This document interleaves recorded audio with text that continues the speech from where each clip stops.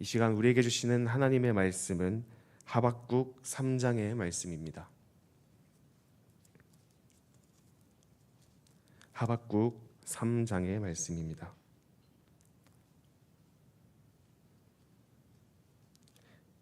함께 교독하도록 하겠습니다. 시기온 옷에 맞춘 선지자 하박국의 기도라.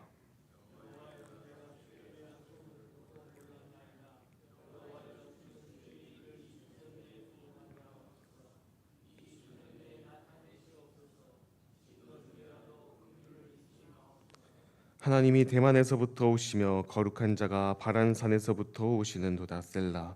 그의 영광이 하늘을 덮었고 그의 찬송이 세계에 가득하도다.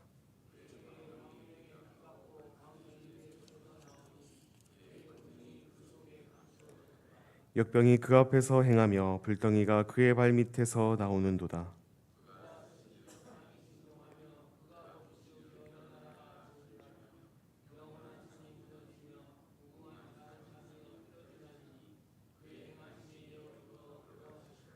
내가 본즉 구산의 장막이 환란을 당하고 미디안 땅의 휘장이 흔들리는도다.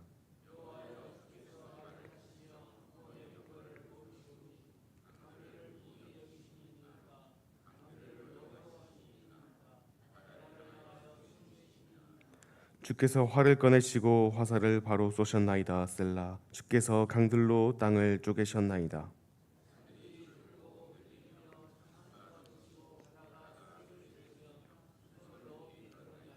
날아가는 주의 화살의 빛과 번쩍이는 주의 창의 광채로 말미암아 해와 달이 그 처소에 멈추었나이다.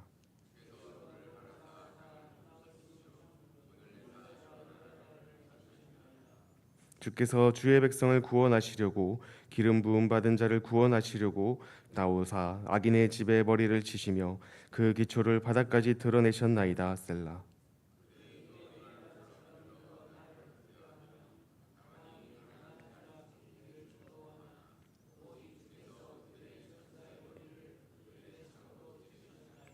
주께서 말을 타시고 바다 곧 큰 물의 파도를 밟으셨나이다.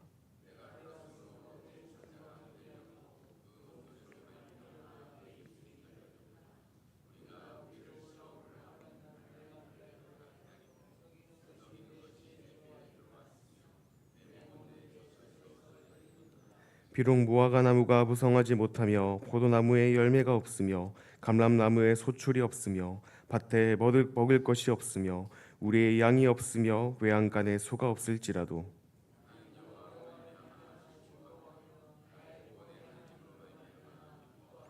함께 읽겠습니다. 주 여호와는 나의 힘이시라. 나의 발을 사슴과 같게 하사 나를 나의 높은 곳으로 다니게 하시리로다. 이 노래는 지휘하는 사람을 위하여 내 수금에 맞춘 것이니라. 아멘. 하박국 3장은 선지자의 기도로 시작해서 찬양으로 끝나는 장입니다. 앞선 1장과 2장에서 하박국은 의문과 질문을 던졌습니다. 어찌하여 악인이 형통합니까?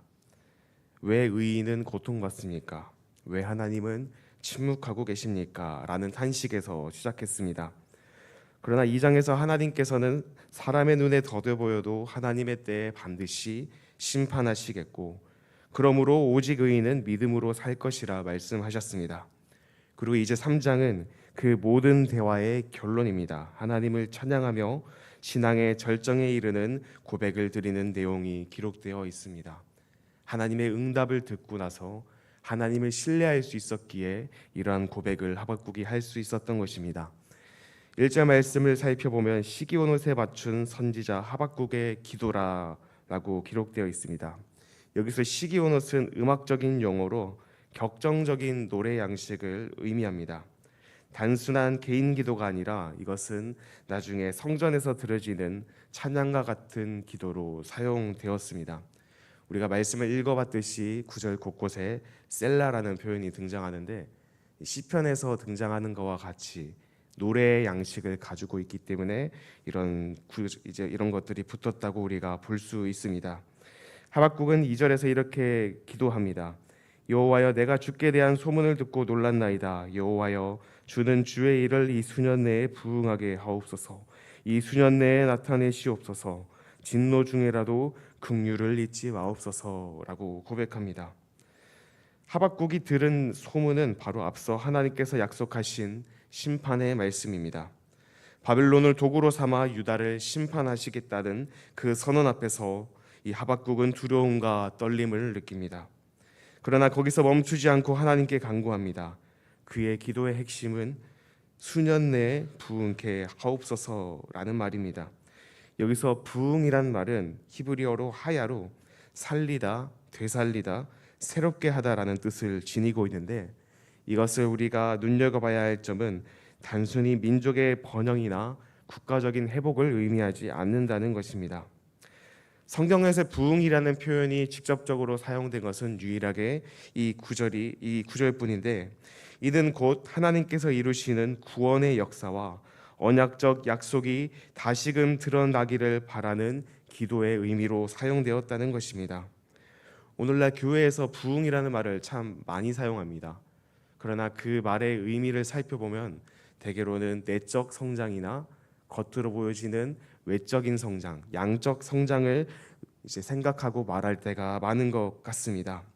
그러나 우리가 흔히 말하는 이 부흥과 오늘 성경에서 말하는 부흥의 그 의미는 너무나도 다르다는 것을 우리는 이 말씀을 통해서 살펴볼 수 있습니다. 이곳에서의 부흥은 하나님의 구원의 역사와 약속이 이루어지길 바라는, 그것이 이루어지는 부흥이라는 것입니다. 3절의 말씀을 살펴보면 하나님이 대만에서부터 오시며 거룩한 자가 바란산에서부터 오시는 도다. 그의 영광이 하늘을 덮었고 그의 찬송이 세계에 가득하도다라고 기록합니다. 대만과 바란은 출애굽 이후 이스라엘이 경험했던 광야 지역입니다. 이 말은 하나님께서 출애굽 사건처럼 다시 임재하시고 구원의 역사를 일으키신다는 상징적인 묘사로 볼 수도 있습니다. 4절 말씀에 그의 광명이 햇빛 같고 광선이 그의 손에서 나오니 라고 기록합니다. 하나님의 영광은 해와 같이 찬란합니다. 광선이라는 것은 하나님의 권능을 상징하며 그 속에 감추어진 능력은 드러나진 않았지만 반드시 나타날 하나님의 구원을 의미합니다. 출애굽기에서 하나님께서 시내산에 현현하셨을 때 이스라엘 백성들이 그 하나님의 영광을 보고 느꼈던 그 반응처럼 하나님의 임재는 두려움과 경외를 불러일으키는 사건이라는 것입니다. 5절 말씀을 보면 역병이 그 앞에 행하며 불덩이가 그의 발밑에서 나오는도다라고 말합니다. 하나님의 임재 앞에 역병과 불이 따릅니다. 이는 이스라엘이 애굽에서 나올 때 임했던 재앙을 떠올리게 합니다. 하나님은 단순히 이스라엘의 민족신이 아니라 온 세상을 다스리시는 주권자이심을 이 구절을 통해 보여주십니다. 이후의 말씀을 살펴보면 하나님의 발걸음만으로도 땅과 산 모든 만물이 흔들리고 진동한다고 말합니다. 창조 때부터 하나님은 온 세상을 다스려 오셨습니다. 그분의 주권은 영원하십니다. 그분의 주권은 우리 삶의 모든 영역, 이 천지 모든 만물 가운데 뻗쳐 있다는 것을 이 하박국은 고백하고 있습니다. 7절 말씀에 내가 본즉 구산의 장막이 환난을 당하고 미디안 땅의 휘장이 흔들리는도다라고 기록했는데, 이 민족들도 이스라엘을 괴롭혔던 이방의 민족입니다. 그들이 하나님의 심판 앞에서 두려움에 떨고 있습니다. 하나님은 단순히 이스라엘 내부만이 아니라 주변 나라까지 심판하신다는 것입니다. 이스라엘에게만 해당되시는 하나님이 아니라 이방 모든 족속과 나라를 다스리시며 심판하시는 절대 주권자이신 하나님을 찬양하는 구절입니다.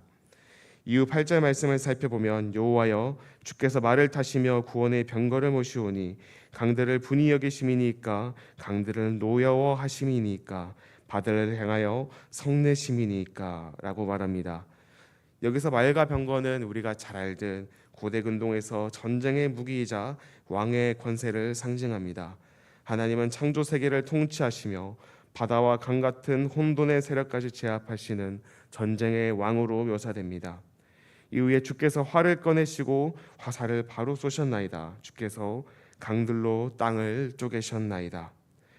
하나님께서는 이 화살을 심판의 도구로 사용하시며 이 강이 갈라지는 모습은 곧 출애굽 때 홍해를 가르신 그 하나님의 능력이 떠오르기도 합니다. 하나님은 모든 자연 질서를 다스리시며 심판과 구원의 역사를 동시에 행하시는 분이심을 고백하고 있습니다. 결국 하박국이 고백하고 있는 그 하나님은 모든 나라 위에 뛰어나시며 모든 왕들 위에 있으시며 그 모든 나라와 민족과 열방을 다스리시는 통치자이자 주권자이시며 이들을 흥하게도 하시고 이들을 쇠하게도 하시며 이들을 심판하기도 하시는 하나님, 바로 그 주권자 하나님을 찬양하고 있는 것입니다. 바벨론 같은 폭력의 제국이 약자들을 삼키려고 하지만 결국 자신들의 무기로 멸망을 당하게 됩니다. 하나님의 심판은 악인이 만든 덫에 스스로 걸려드는 형식으로 자주 나타납니다. 14절 말씀을 보면 그들이 해오리 바람처럼 이르러 나를 흩으려 하며 가만히 가난한 자 삼키기를 즐거워하나 오직 주께서 그들의 전사의 머리를 그들의 창으로 찌르셨나이다 라고 기록합니다. 그리고 15절에 주께서 말을 타시고 바다 곧 큰 물의 파도를 밟으셨나이다 라고 말하는데, 이것은 하나님의 승리의 마지막 장면을 뜻합니다. 혼돈과 심판의 바다를 밟으시고 마치 전쟁의 승리자로서 당당히 행진하십니다. 지금 계속해서 살펴보고 있는 모든 구절들이 출애굽 가운데 이스라엘 백성들에 나타났던 하나님의 능력이 이렇게 묘사되고 있는 것으로 볼 수 있습니다. 이렇게 계속해서 같은 하나님에 대한 찬양이 반복되는 것은 이 하박국 3장이 그냥 단순한 말씀이 아니라 시기온옷의 양식에 맞춘 하나님께 드리는 기도의 찬양이기 때문에 그 하나님에 대한 경배와 찬양의 고백들이 반복되고 있다는 것입니다. 17절에서 18절의 말씀에 보면은 우리가 굉장히 잘 알고 있는 말씀입니다. 비록 무화과 나무가 무성하지 못하며 포도나무에 열매가 없으며 감람나무에 소출이 없으며 밭에 먹을 것이 없으며 우리의 양이 없으며 외양간에 소가 없을지라도 나는 여호와로 말미암아 즐거워하며 나의 구원의 하나님으로 말미암아 기뻐하리로다라고 고백합니다. 우리는 어린 시절부터 이 무화과 나무 잎이 마르고라는 빠르고 신나는 찬양을 자주 불러왔었습니다. 그래서 이 찬양의 가사가 이렇게 심오하고 고난과 환난 가운데 고백했다는 것을 우리는 모르고 이 찬양을 불렀을지도 모르겠습니다. 하박국이 1장에서 고백했던 왜 악인은 형통하고 의인은 고통받습니까? 하박국이 보고 있었던 현실, 그가 마주하고 있었던 그 모든 현실이 이 고백에 담겨 있다는 것을 우리는 유추해 볼 수 있습니다. 정말 먹을 것이 없고 열매가 없으며 소출이 없고 먹을 것이 없어서 굶어 죽어가며 서로를 죽이고 빼앗는 그런 참담한 현실이 그의 눈앞에 보여지고 있는 것입니다. 그것을 보고 하박국은 그럼에도 이렇게 고백을 하는 것입니다. 하나님께서는 반드시 이루시겠다고 약속하셨습니다. 하나님께서는 의인은 믿음으로 말미암아 살으라고 말씀하셨습니다. 비록 내 눈앞의 현실은 이러할지라도 나는 하나님으로 인해 기뻐하겠습니다. 하나님의 그 약속을 굳게 붙잡고 믿음으로 살아가겠습니다 라는 믿음의 고백인 것입니다. 환경이 아니라 상황이 아니라 하나님 자신이 기쁨의 근원이심을 선언하는 믿음의 고백입니다. 조건이 아니라 존재 자체, 곧 구원의 하나님이 계시기에 기뻐할 수 있다는 것입니다. 노래로 부르다 보면 굉장히 경쾌하고 신나는 구절로 느껴집니다. 실제로는 악인은 형통하고 의인은 고통받고 인간의 눈에 아무것도 대답이 보이지 않는 하나님의 뜻이 더딘 것 같고 땅이 황폐하고 아무것도 없을지라도 구원의 하나님으로 말미암아 기뻐하겠다라는 이 고백은 결코 쉽게 할 수 있는 고백이 아닙니다. 우리의 삶을 돌아보면 이러한 현실들과 많이 마주하게 됩니다. 하나님께 질문하게 되고 언제 그 약속이 이루어질까 날마다 걱정하며 근심하며 때로는 하나님을 신뢰하지 못하지만 오늘 이 하박국의 고백처럼 우리의 고백도 우리의 삶의 모습도 우리의 믿음도 이와 같이 되기를 간절히 바랍니다. 하박국 3장은 질문으로 시작한 여정이 찬송으로 끝나는 장입니다. 현실은 그렇진 않지만 하나님은 여전히 역사의 주인이시며 그분의 구원은 반드시 이루어질 것입니다. 하나님의 약속을 굳게 붙잡고 살아가시기 바랍니다. 때로는 믿음이 흔들릴지라도 우리와 함께 하시는 하나님을 의지하시기 바랍니다. 때로는 악인의 방법이 더 옳은 길이라고 생각될지라도 그보다 뛰어나시며 모든 만물 위의 왕으로 계시는 그 왕 대신 하나님을 신뢰하며 그분께 순종하고 복종하며 살아갈 수 있는 저와 여러분 되시기를 바랍니다. 우리도 무화과 나무가 무성하지 못한 날, 삶의 자원이 다 끊어지는 순간이 마주할지라도 하박국처럼 나는 여호와로 즐거워할지라도 라는 믿음의 고백을 드릴 수 있는 저와 여러분 되시기를 간절히 소망합니다.